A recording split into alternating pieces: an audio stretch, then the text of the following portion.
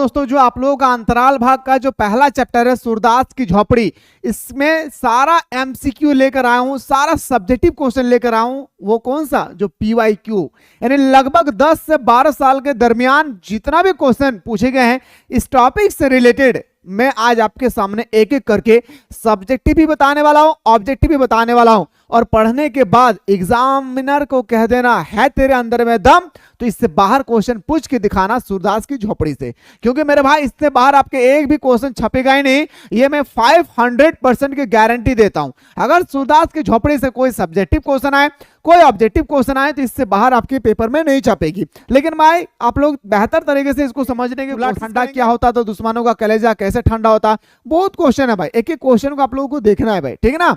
एक एक क्वेश्चन को मैं आप लोगों को अभी एक्सप्लेन करने वाला हूं, और ऐसा एक्सप्लेन करने वाला हूं कि याद रखिएगा, मरते दम तक भूलोगे नहीं भाई।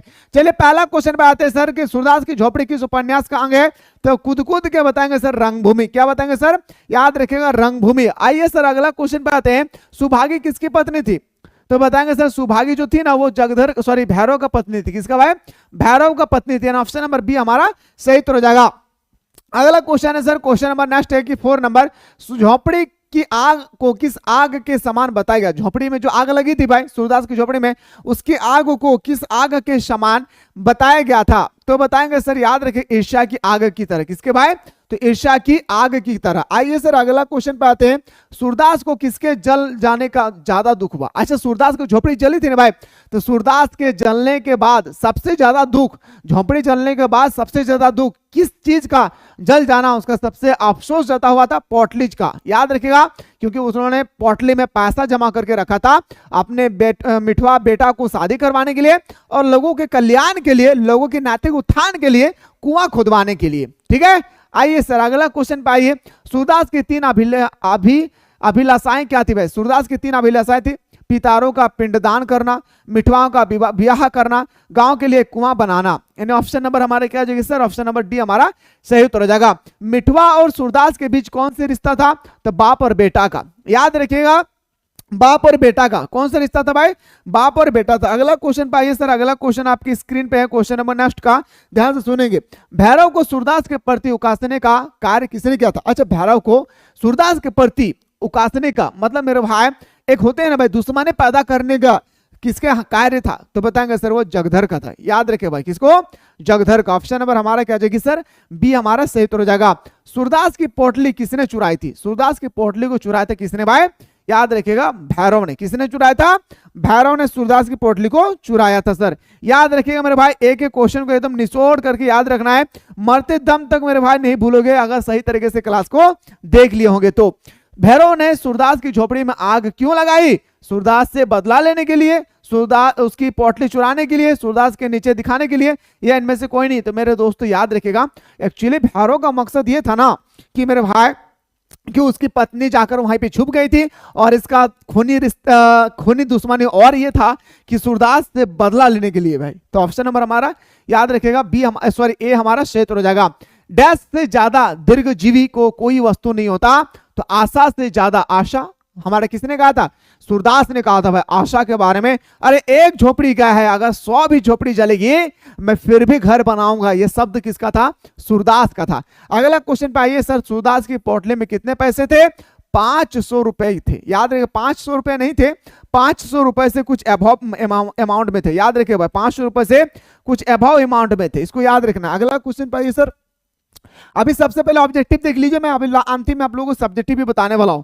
सूरदास ने पैसे कैसे जमा किए? सूरदास ने भीख मांगकर पैसे जमा किए। अरे यही मेरा भाई भैरव को देखकर जलन होने लगा कि मेरा हाथ पैर सब कुछ सलामत होने का बावजूद भी मैं आज 2 रुपया जमा नहीं कर पाया। बेचारा ये अंधा भिखारी कैसे 500 रुपया जमा कर लिए। आइए सर अगला क्वेश्चन, जगधर की छाती पर सांप क्यों लौट रहे थे? जगधर की छाती पर सांप इसलिए लौट रहे थे क्योंकि भैरव ने पोटली के सभी पैसे अपने पास रख लिए थे। याद रखिएगा भाई, भैरव ने, याद रखना मेरे, भैरव ने सारे पोटली का पैसा जो चुराया था सूरदास का सब अपने पॉकेट में रख लिया था भाई। याद रखिएगा। अगला क्वेश्चन पे हम लोग मूव करते हैं। क्वेश्चन नेक्स्ट सर, अंधे भिखारी के लिए दरिंदा इतनी की बात नहीं जितना धन किया भाई। ये कथन कहा था किसने? तो भैरव ने कहा था। अगला क्वेश्चन पाइए सर, सूरदास अपनी इस आर्थिक हानि को जगधर से मुक्त क्यों रखना चाहते थे? ये बात बहुत इंपॉर्टेंट सुनिएगा भाई। सूरदास की झोपड़ी पूरी तरह से जल जाती है।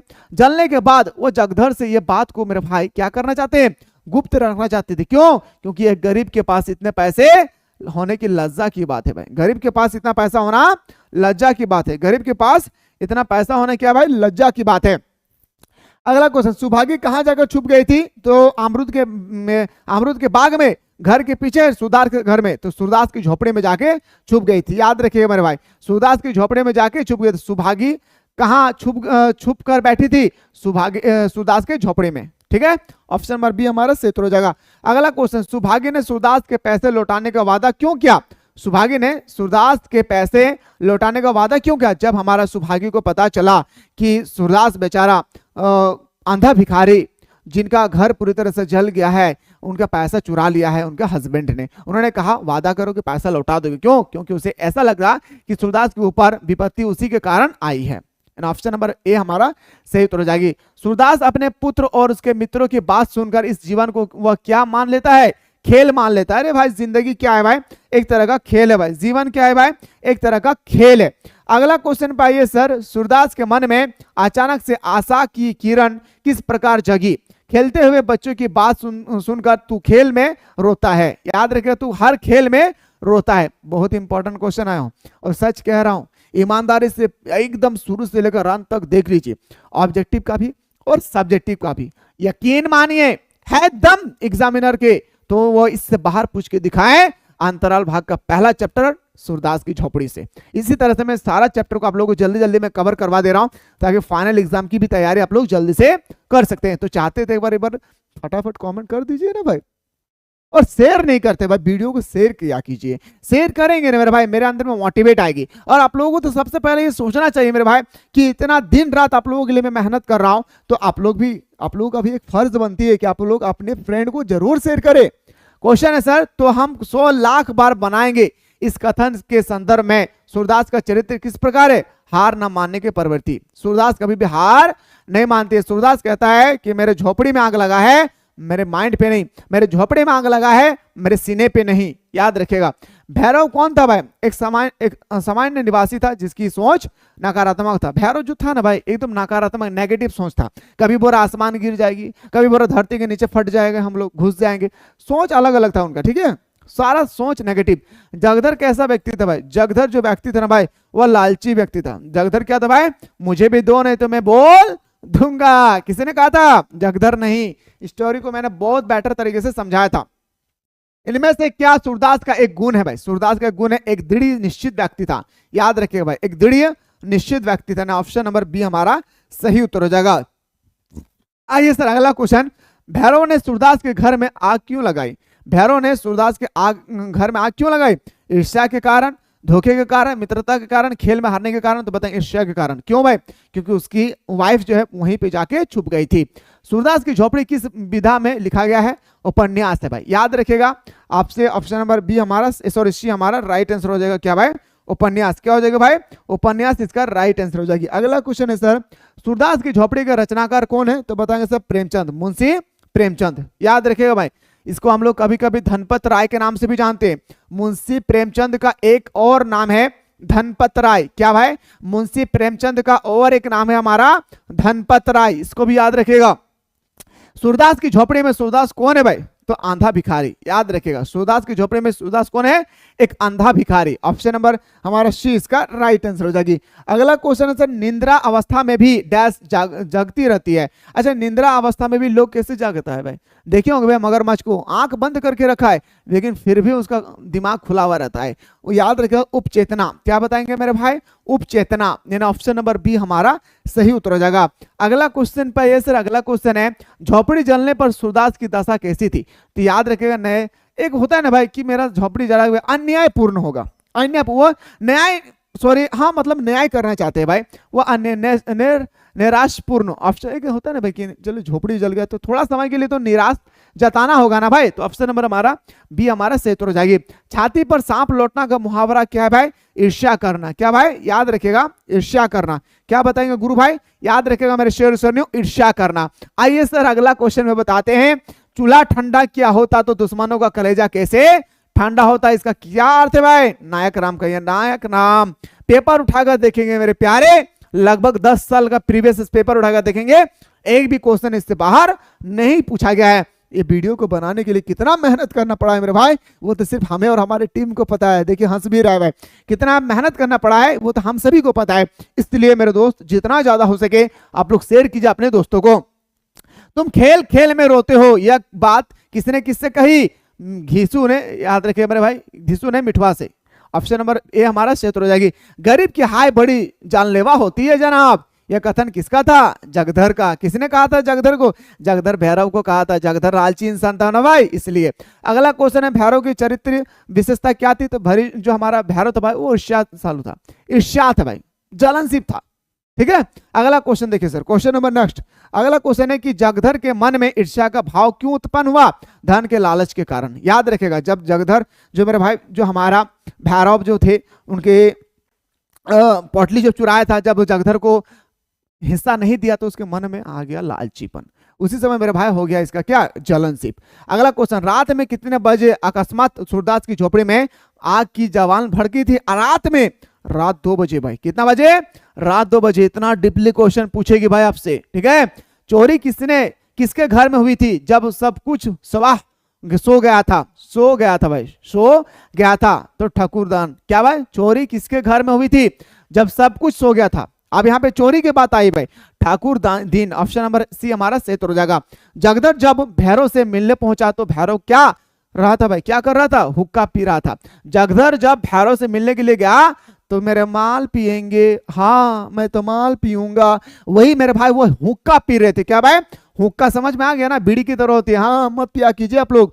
भैरव किस चीज की हुक्का पी रहा था? तो नारियल की हुक्का पी रहा था। किसका भाई? याद रखेगा, नारियल की हुक्का पी रहा था। उपचेतना का क्या तात्पर्य है? आपसे पूछा गया कि उपचेतना का क्या तात्पर्य है भाई? तो उपचेतना का तात्पर्य नींद में जागते रहने का एहसास। क्या बताएंगे भाई? नींद में जागते रहने का एहसास। आइए सर अगला क्वेश्चन, तस्कीन का क्या तात्पर्य है भाई?